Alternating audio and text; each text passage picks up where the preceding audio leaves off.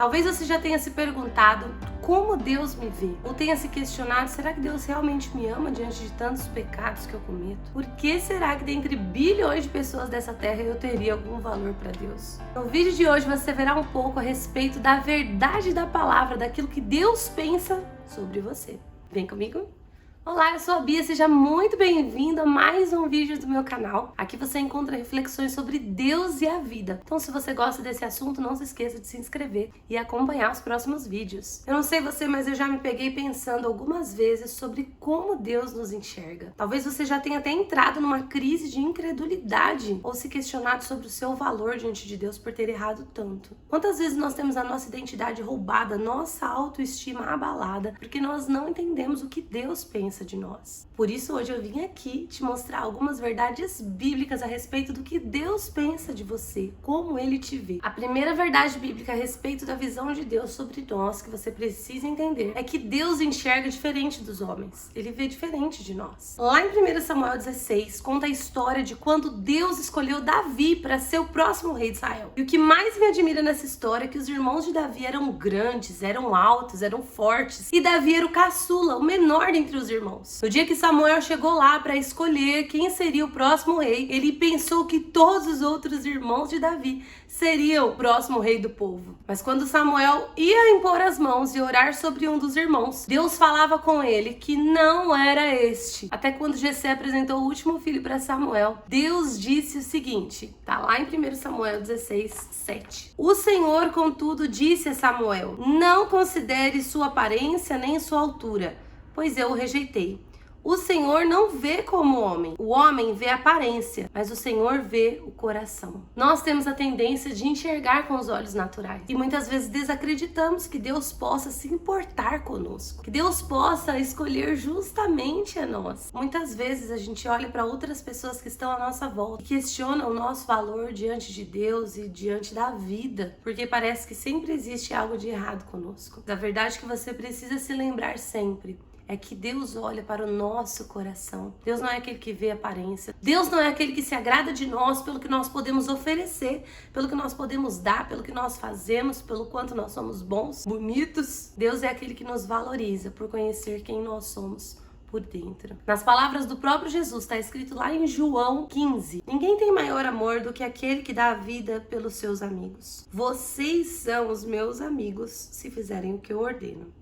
Já não os chamo de servos, porque o servo não sabe o que o seu senhor faz. Em vez disso, eu vos tenho chamado de amigos, porque tudo o que eu ouvi do meu Pai, eu tornei conhecido a vocês. Vocês não me escolheram, mas eu os escolhi para irem e darem fruto, fruto que permaneça, a fim de que o Pai conceda a vocês o que pedirem em meu nome. Jesus disse que todo aquele que decide dar ouvidos para a sua palavra, para tudo aquilo que ele nos ensinou a respeito do reino, a respeito de Deus, esses são os seus escolhidos. Jesus deixou claro aqui nessa passagem, antes de consumar a sua obra aqui na terra, que se nós crermos nos pensamentos que Ele tem ao nosso respeito, existe um futuro frutífero e próspero à nossa espera. Ainda falando um pouco sobre Davi, que é uma referência na Bíblia, e mesmo as pessoas que não a leram inteira, já ouviram falar sobre o nome dele. O próprio Jesus é chamado de filho de Davi. Então, pegando o exemplo de sua história, eu quero falar sobre a segunda verdade a respeito de como Deus te vê. Que Deus vê os nossos erros, mas Ele não nos resume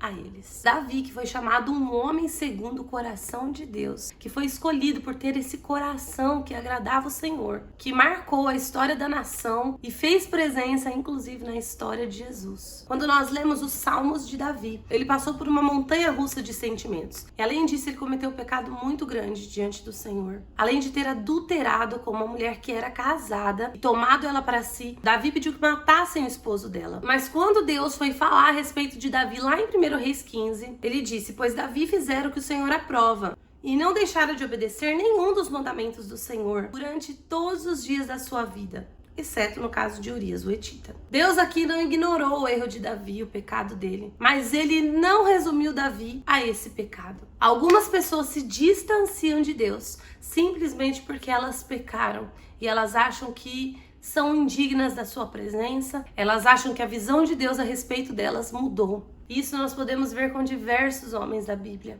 Elias, que foi um dos maiores profetas, chegou a pedir para Deus tirar a sua própria vida. Lá em Apocalipse 2, por exemplo, Deus estava falando com a igreja de Éfeso. Quero que você perceba como Deus nos vê. Conheço suas obras, o seu trabalho árduo e a sua perseverança. Sei que você não pode tolerar homens maus, que pôs à prova os que dizem ser apóstolos, mas não são, e descobriu que eles eram impostores. Você tem perseverado e suportado os sofrimentos por causa do meu nome e não tem desfalecido. Contra você, porém, eu tenho isso: você abandonou seu primeiro amor. Lembre-se de onde caiu, arrependa-se e pratique as obras que praticava no início. Aqui nós vemos que Deus enxerga os nossos erros, mas Ele não vê só isso. Ele nos vê por completo, Ele enxerga os nossos corações e aquilo que nós nos empenhamos para fazer de bom. Talvez você pense que Deus tenha te olhado e te condenado a respeito daquilo que você errou. Mas a palavra diz que só existe um acusador e Ele é o nosso inimigo.